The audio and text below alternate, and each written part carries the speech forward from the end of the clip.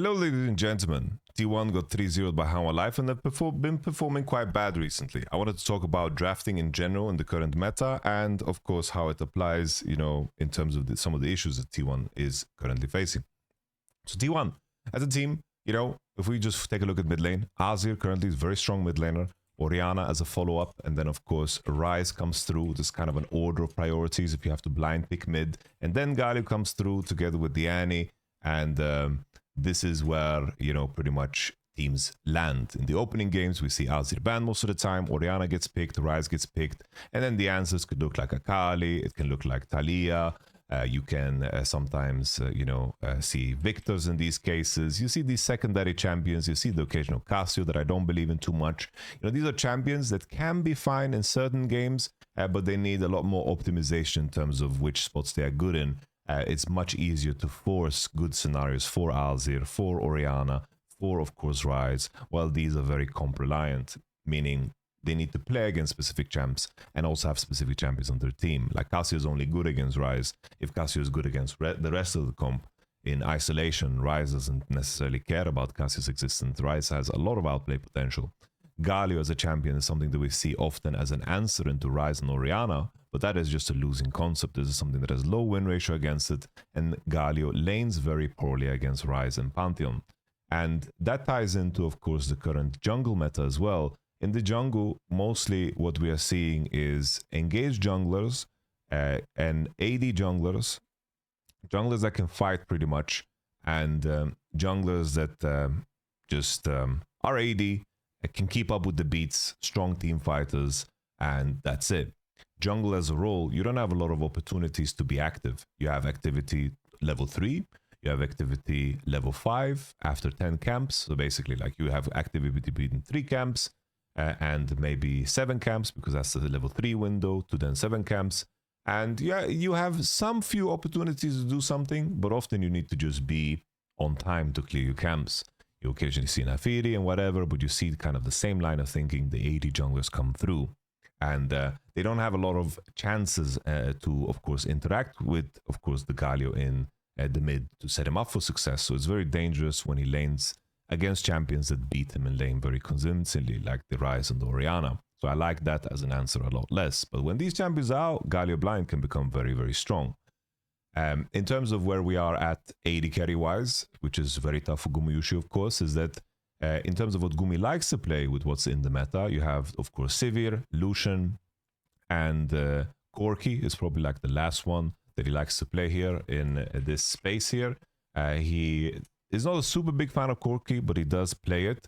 In regards to the rest of the champs, we have Yonara, we have, of course, Ezreal, we have Zeri, we have Kai'Sa. As you can see, there is a trend here, right? You have mobility, mobility, mobility. Sivir is something that stands out as having less mobility, right? So she's weak against Jarvan, but the spell shield and the move speed does keep her safe. She has a lot of wave clear, so she doesn't extend herself that often. But the trend here is mobility, mobility, mobility. And that is, of course, because of what we mentioned before. It's not only in the jungle position that you have a lot of playmaking and activity, but also in the support position, whether it's Nico, Bard, Rel, Leona, Alistar. There's always something out there that wants to kill you. And this is without me starting to talk about, of course, the top lane pool, which is Ambessa, Aurora. I have a lot of champions with a lot of engaged tools, so you need to be mobile as an ADC. There's going to be spots, of course, when you go 4-5 into a Fearless, where you can play other champs outside of the things that I mentioned, and that's perfectly fine. But I'm talking about the opening games and, the opening gambits that you have to do in the initial games where things are a little bit more standardized. You're going to be able to find spots for these when enough engages out. Maybe you can play Jinx Lulu. Maybe when there's no Blitzcrank and Nautilus, you can play like Aphelios and, of course, Aphelios Thresh. And then maybe when there's no Polka, you can maybe play Ziggs when you don't have good options, right? There's a lot of ways to expand when it comes to Fearless 4-5. But if I begin to talk about that now, of course, we're going to be going crazy. And obviously, I'm also sticking to what is currently being played in the meta. If you guys would want to see a video of me kind of talking about champions that I think should be played a lot more in the meta, or things that are underutilized, let me know, and I can make a video about that too.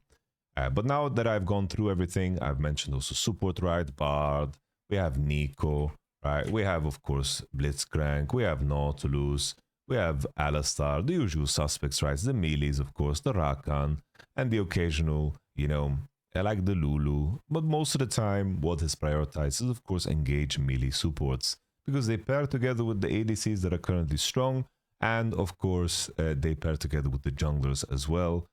In a lot of cases, being strong on Drake, first Drake, second Drake, third Drake, the grubs. It's a very, very active game. And the crucial detail, when you are playing a lane swap game, being impactful as a support in 2v2s and 3v3s becomes so much more important. And that is the main issue with some of the range supports, is that they need to stick to their ADC. And in a lot of games, the right decision is not to stick to your ADC because of a swap. And maybe you need to defend the swap. Maybe you need to move away from a swap. And you need to be very busy. And that's why we see melee supports a lot more often. And tying in these melee supports to what we mentioned before, ADCs need to be able to pair well together with them. So the less mobile ones are, of course, struggling. How does this tie into, of course, T1? So T1 as a team, I understand that they are currently like underperforming as a team. They are not, performing individually, and that, of course, matters. We're going to hone in on draft because this has been a big topic for them. T1 has been in scenarios where their drafting has been poorer, and they have still won games because they are playing champions that they are extremely comfortable with. But a big problem for T1, I think, is in the opening games, I think they put too little priority on, of course, their mid lane champion. They tend to prioritize jungle over mid, but I think they should be very happy to trade, for example, Pantheon Jarvan for themselves. Or, if it comes down to it, Pantheon Wukong. They are so afraid of these champions because of, being afraid to play on side against Pantheon, not so sure. They think Pantheon is super, super strong. And the enemy gets initiative on picking the mid laner. As mentioned before, Azir is out, Orianna gets picked away. And Orianna, a very good matchup into Galio, and they want to make a pairing here with Pantheon Galio and, of course, Nico. And it doesnn't really work out for them. I think they should put a higher priority on Orianna, and if Orianna is out, should put a way higher priority on Ryze, and I do think that they will find a lot more success. Usually, even this year when T1 found a lot of success was when they put a lot of priority on, of course, Faker's pick. When it comes to games 4 and 5, he can be very dynamic, and I think it opens up the game a lot more. If Faker is playing in a game 5, he can play the Victor and it becomes a decent champ. He can play, of course, the Akali as an answer into the Yone. But I think in the opening games, you really need to challenge the Azir, Orianna, and Ryze. And if he has to play against those, he's going to be hurt in the lane super much. And also the enemy is going to have a great scaler. And at the same time, they're going to have a lot of impact on the map before Faker even gets to come online. You can see it in the opening game. It's tricky for him to be active on the Galio against Orianna. And additionally, we have that Jhin angle that we mentioned. Picking Jhin into Bard and Jarvan showing is just a very, very dangerous proposition. And of course, from Doran's side, taking away the Ambessa, banning Renekton. I expected them to pick a Yorick into the Ambessa here, but because they have good side lane play and they can get Yorick ahead, I thought the Aatrox was very strange. But they went for the Aatrox, which in my opinion is just a weaker version of Ambessa. Ambessa is just the updated Aatrox. They're pretty much like exactly the same champ, but Aatrox is just weaker. So much harder to get resets now as Aatrox because you don't have a lot of damage, you just have a lot of survivability, right? They shifted the power of this champion. But this Ambessa lock-in, this Ambessa takeaway is also so smart because DK and also Hanwha Life understood which champions do T1 actually perform on. So the main things that they try to target is Faker's champion pool, Doran's champion pool, and then create drafts that are good about... So basically they pick away what Faker plays and Doran plays, and they make sure that the draft is set up in a way that it challenges the immobility that, of course, Gumayushi offers in his champion pool. A very, very specific champion that T1 has struggled against super much is Ziggs. You guys remember that Gen.G game where they picked Ziggs? In this spot, picking Ziggs and the enemy comes with Aphelios and Thresh, that is a very weak proposition. They're very good at Aphelios Thresh, one of the best Aphelios Threshers in the world. But of course, Ziggs will never get touched by these champions. He outranges them, can outpoke them, and already from the get-go, Aphelios and Thresh in this combo here that they have are already in a tough spot unless they Gigastomp the lane. Similar that we saw today when How Alive slammed the Ziggs on 5. Viper playing Ziggs, maybe something that they didn't expect, but Xayah got picked here, and they picked Xayah because they saw the engage of a Vi. But if the enemy has discipline and they pick Ziggs, you are the one that is getting outranged heavily, and you already index so hard at counter engage, so Ziggs gets a lot of value here. It was the same in game 1, as I mentioned, you know, when they picked the Javan and the Bard, and they went into Jhin angle, because they banned Sivir themselves and Koki was out. This, of course, is a massive mistake. They didn't want to play Sivir, they went to Jhin, and they're playing Jhin against a comp that is relatively hard to operate against. And we take a look at some of the other angles. I mentioned the mid lane situation. Here, How Alive came into this series. Azir was out, Bard was out as a playmaker. They invited the Nico, they picked Orianna. T1 here picked Javan away, probably because they think it's the strongest jungler available, Pantheon and Wukong. But at the same time, it is something that is very weak against Peanuts Poppy. We all know about Peanuts Poppy, and it also is something that you deny from your own support by inviting that Poppy. Here, How Alive is super happy because all How Alive has done in the opening game is pick champions that, of course, T1 would love to play. As you can see here, in terms of what has been in the split, you see the Orianna prior for Faker, you see the Ryze prior for Faker. And then we saw the Javan. Here, they should probably pick Xin Zhao instead of course, Javan, because Javan is way more countered by the Poppy than what Xin Zhao is. But maybe in this spot, they're just afraid of Trundle, and that's why they pivot to it. So there's a lot of give and take. But I do think that you need to be very aware of making sure that the enemy doesn't chip away on your pool too hard. Because if you look at Keria's Poppy games, that's a 5-0. His Poppy games are always very, very standout. So teams deny him his Bard. They invite the Nico. They counter the Nico with melee supports themselves if they're comfortable to do so, or they just target the ADC pool because they know that the Nico pairings are not going to be strong.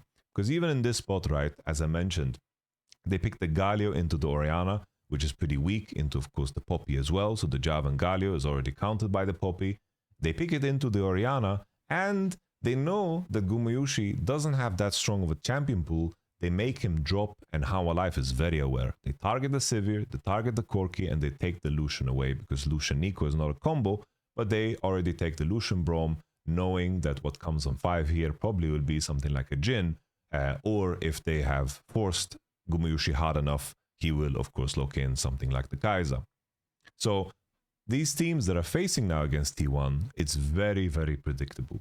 And the main thing that I think that they should change is just the priority levels. They need to make sure that T1, of course, land on a spot where they pick mid lane first. Because in 2 games here, Orianna was picked first, and then How Alive got the opportunity to take Ryze and Bessa, and then Annie was locked into Ryze, and I think Ryze is way stronger than Annie in my opinion. And How Alive didn't care too much about the jungle. Here in this spot, T1 could be the ones to first pick Ryze, and they could be the ones trading, of course, against the Pantheon jungle and be in a fine spot.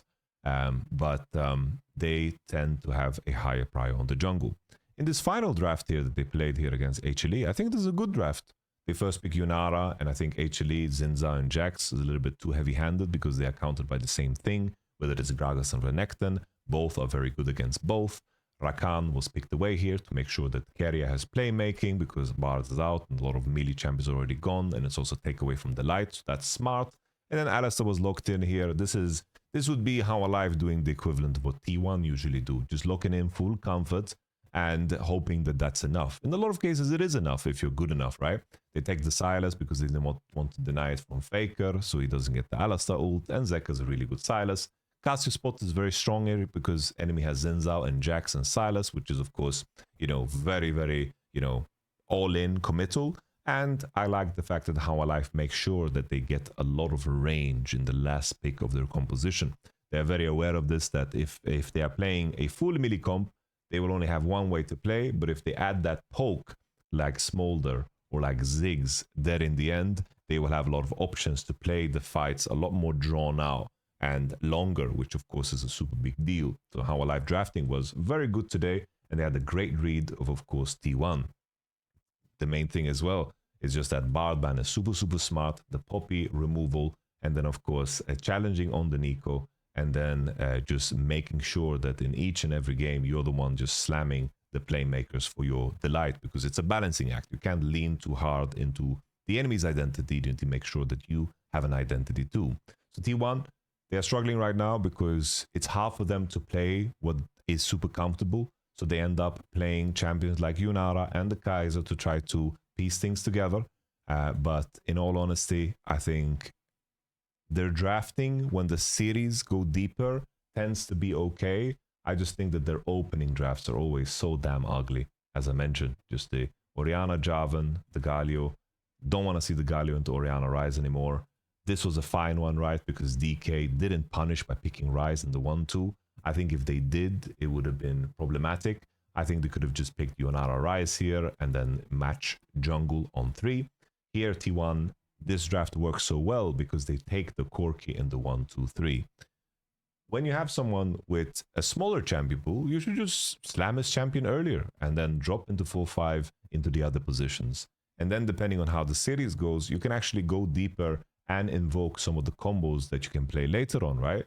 The value of the champions that you are forced to pick in for 4-5 for Gumayushi are going to be better deeper into the series. So you just open, of course, the game by giving him more space. No reason to not let him play Lucian Braum together with the homie Nico or Corki if it comes down to it. Because every time they pick Nico, they just don't get a good AD pairing, as I mentioned before. T1 here, pick Nico, drop AD, get Nico Jin instead of the Nico Corki that we often see. Same thing here. The enemy first pick Orianna, you get the Nico, pick the Corki, drop bot, maybe you find something else against Orianna, or you pick mid of course on 2. If you want to pick the Nico, make sure you get the strong ADC, but the enemy bans it and see the Corki. Right, there's things to adjust here to still play into your strengths, and I think that usually T1 is very smart at doing so, but maybe their backs just need to be up against the wall. I thought this was a interesting topic to cover. And I think that they need to just leverage a little bit more the fact that Owner and Keria have deep champion pools and can be dynamic and find ways to break the game. And they can, of course, at the same time set up Faker and Gumayushi for success, because in Champion Select they just need a little bit more space. And I do think that some of the more niche champions that Gumayushi and Faker play can be very useful in a 4-5, fearless draft. But often they are forced to play them way too early in the draft because either they are dropping or they are countering champions that are currently too strong in the meta. As you can see with something like Orianna, currently, if we just look at top regions, this is LCK rounds, let's just say all tournament, top regions, Orianna is just doing super, super well for herself. This is not top region, so we got 15-17. You have, just look at that Gallia data. And it keeps getting picked over and over again. It's a matchup we see so often, but I don't remember the last time I saw Orianna win against Galio, you know? So I think T1 should still be able to bounce back. I think they just need to restructure the draft. And I like the idea that they showcased here, but it was obvious that they played a little bit outside of the comfort in terms of how they approach things. And obviously individual level is important, but I do think that building confidence through building strong drafts and winning drafts goes a super, super long way. And as long as you, from the other side, if you're preparing against T1, make sure that your comp is, as you pick late into the game, make sure that you have long range champions against what Gumayushi likes to play, deny his dash champions, and try to attack the pool of course, Keria, like DK did in the opening game. It's like they gave Nico, traded it for Bard, removed Bard from the pool, removed Nico from the pool. That's a good thing. Force Keria to go deep. He can go deep and find Blitzcranks in game 5s, which is super, super cool. But that's also because you just blind pick Poppy like a damn buffoon because you want to deny Keria that Poppy, which is understandable, but at the same time, countering Poppy is so damn easy. I hope this is informative. Just a little bit of a rant about draft and where we're at. Let me know if you like this type of video. Let me know if it's silly or if it does make sense or it doesn't make sense. If you guys want more draft concepts, let me know. I'll catch you guys on the next one. Peace.